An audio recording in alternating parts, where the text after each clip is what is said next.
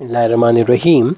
On the demand of Aman Khan, BSc first year, सब ये problem trigonometry की है. Separate real and imaginary parts 1 plus C cos alpha plus I C sine alpha whole power 1/2.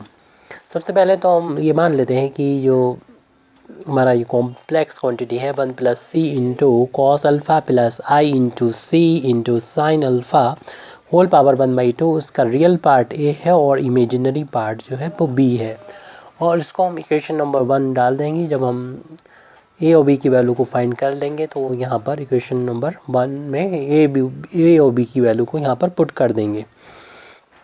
अब हम देख रहे हैं कि जो 1/2 की पावर के अंदर जो लिखा हुआ है नंबर, यानी 1 plus C into cos alpha plus आई into C into sine alpha, तो इसमें इतना पार्ट रियल है, ये पार्ट रियल है और ये इमेजिनरी, यानी कि कॉम्प्लेक्स नंबर है. और हर एक कॉम्प्लेक्स नंबर को हम उसकी पोलर फॉर्म में डिनोट कर सकते हैं. हर एक कॉम्प्लेक्स नंबर, कॉम्प्लेक्स जो क्वांटिटी होती है उसकी एक पोलर फार्म होती है. माना कि इसकी polar form R cos theta plus I into R I into sine theta के इक्वल है.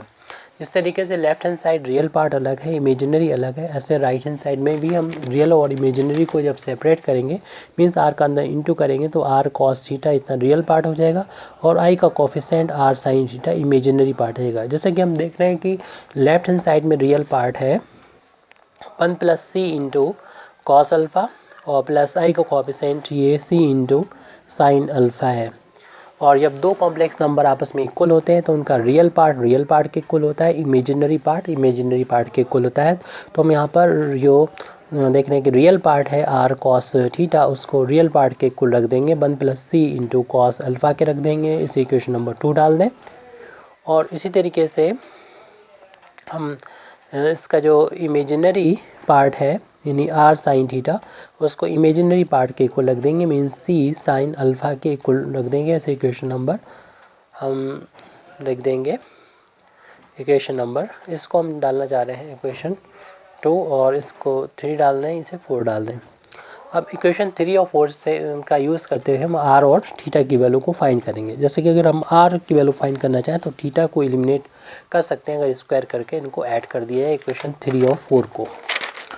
तो squaring and adding equations 3 and 4, तो इक्वेशन 3 और 4 का स्क्वायर करके हम ऐड कर रहे हैं. तो लेफ्ट हैंड साइड में R square cos square theta plus R square sine square theta है. इसी तरीके से राइट हैंड साइड में देखेंगे 1 plus C into cos alpha के स्क्वायर प्लस ये सी इंटू साइन अल्फ़ा का होल ऑफ स्क्वायर. और इसका होल ऑफ स्क्वायर कैंसिल करेंगे, इन दोनों को आर स्क्वायर कॉमन लेंगे तो ये वैल्यू हो जाएगी कॉस स्क्वायर थीटा और प्लस साइन स्क्वायर थीटा. जैसे कि इसका होल ऑफ स्क्वायर ओपन करेंगे तो 1 का स्क्वायर प्लस उसका होल ऑफ स्क्वायर करेंगे तो C square into cos square alpha plus इस दोनों के इंटू ट्वाइस करेंगे 2 into 1 into C into cos alpha plus इसका होल ऑफ स्क्वायर करेंगे तो C square into sine square alpha और इसकी वैल्यू तो 1 के इक्वल हो जाएगी. तो R square into 1 is equal to 1 का स्क्वायर 1 प्लस का C square cos square alpha plus का 2c cos alpha 2 into C into cos alpha plus का C square sine square alpha. इन दोनों टर्म्स से सी स्क्वायर को जब कॉमन लेंगे तो मिलेगा cos square alpha plus sine square alpha plus 2 into C into cos alpha. ये sine square theta plus cos square alpha plus sine square alpha की वैल्यू तो 1 के इक्वल हो जाएगी. और इस तरीके से हमें वैल्यू मिल जाएगी R square into 1, R square की वैल्यू मिल जाएगी. यानी आर की वैल्यू को अगर फाइंड करना चाहेंगे तो 1 plus C square plus 2c into cos alpha की पावर 1/2 हो जाएगी. आर की वैल्यू को फाइंड करने के बाद हम थीटा की वैल्यू को फाइंड करेंगे क्योंकि इसको हमें इक्वेशन नंबर 2 में रखना है. तो इसके लिए हम इक्वेशन नंबर 4 को डिवाइड कर देंगे इक्वेशन नंबर 3 से. ऐसा इसलिए कर रहे हैं ताकि थीटा आर कैंसिल हो जाए और थीटा की वैल्यू हो जाए, क्योंकि इक्वेशन नंबर 4 में है आर साइन थीटा और इक्वेशन नंबर 3 के लेफ्ट हैंड साइड में आर कॉस थीटा है. तो आर से आर कैंसिल हो जाएगा डिवाइड करने पर और आर तो हम निकाल चुके हैं. थीटा की वैल्यू आपकी चाहिए थी. और इक्वेशन नंबर 4 का राइट हैंड साइड की जो वैल्यू है वो सी साइन अल्फ़ा के इक्वल है और लेफ़्ट की वैल्यू है थी 1 प्लस का सॉरी इक्वेशन नंबर 3 के राइट हैंड साइड की वैल्यू है R 1 plus C sorry C into cos alpha. इसे साइन अपन कॉस की वैल्यू टेन थीटा हो जाएगी और ये वैल्यू हो जाएगी C into sine alpha upon 1 plus C into cos alpha. जैसे चाहें तो हम सी की थीटा की वैल्यू को फाइंड कर सकते हैं। थीटा अगर फाइंड करना है तो 10 को उधर ले जाएंगे तो ये वैल्यू हो जाएगी 10 inverse C sine alpha upon 1 plus C into cos alpha. ये वैल्यू हो गई थीटा की। इस इक्वेशन नंबर हम 5 डाल लें जो वैल्यू थी आर की और थीटा की वैल्यू को 6। इनका यूज़ करेंगे इक्वेशन नंबर 2 में। Putting this values in equation number 2 putting value of r and theta from equation number 5 and 6, putting value of r and theta from 5 and 6 into equation number 2। तो equation number 2 में था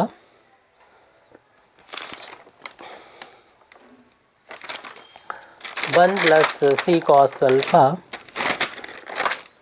1 plus C into cos alpha plus आई into C into sine alpha और इसको हमने मान लिया था, इसको हम दोबारा लिख देते हैं इक्वेशन नंबर 2 को आर कॉस थीटा प्लस आई इंटू साइन थीटा।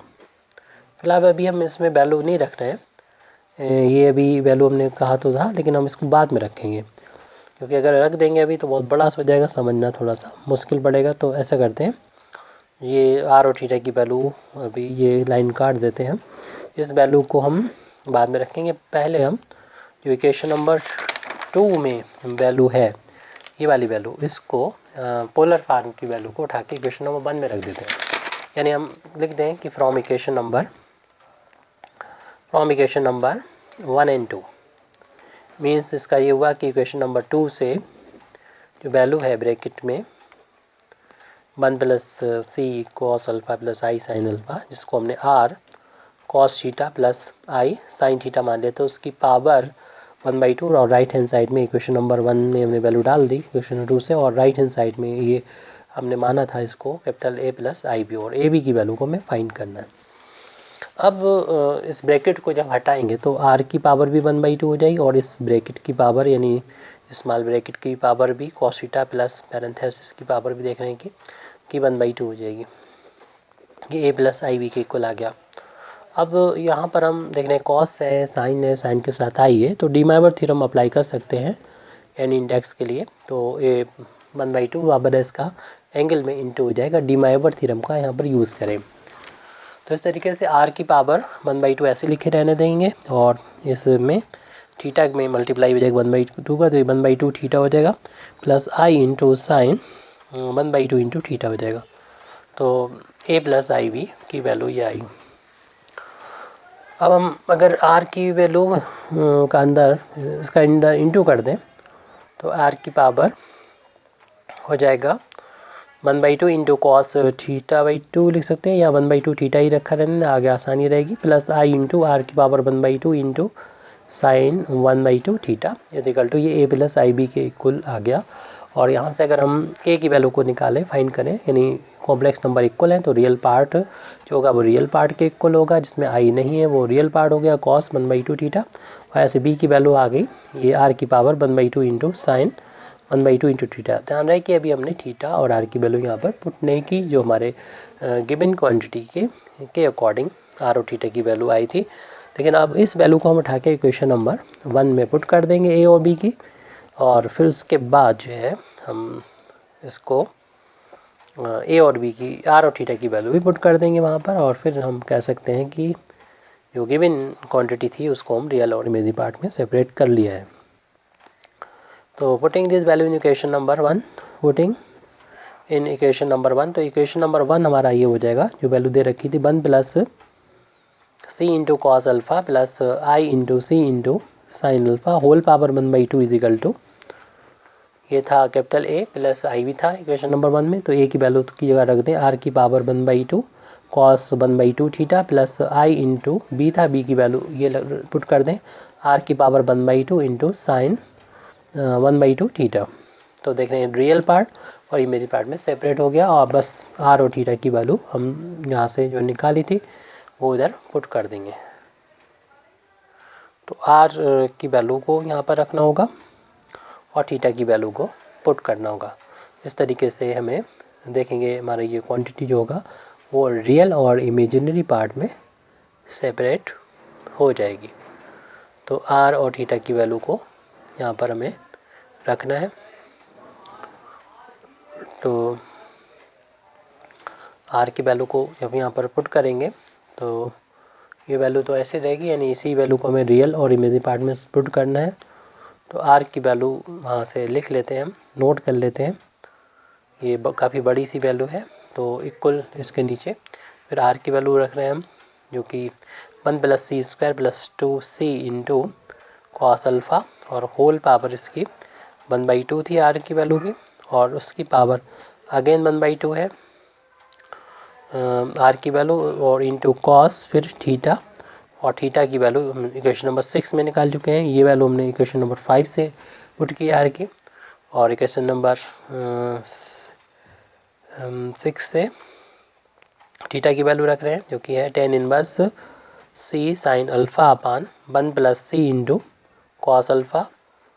और अभी हमने सिर्फ इसकी वैल्यू लिखी है, रियल पार्ट हो गया ये, तो जो गिवन क्वांटिटी थी उसका, और plus i into imaginary part रखेंगे तो ये वैल्यू हो जाएगी 1 + इसी तरीके से ये सेम है, तो 1 + c² प्लस का 2c इंटू कॉस अल्फ़ा की पावर 1/2, लेकिन उसकी पावर चूँकि 1/2 ऑलरेडी है तो ये वैल्यू हो जाएगी इंटू में साइन 1/2 इंटू थीटा की वैल्यू इक्वेशन नंबर 6 से रख देंगे, tan inverse c sine alpha upon 1 + c into cos alpha.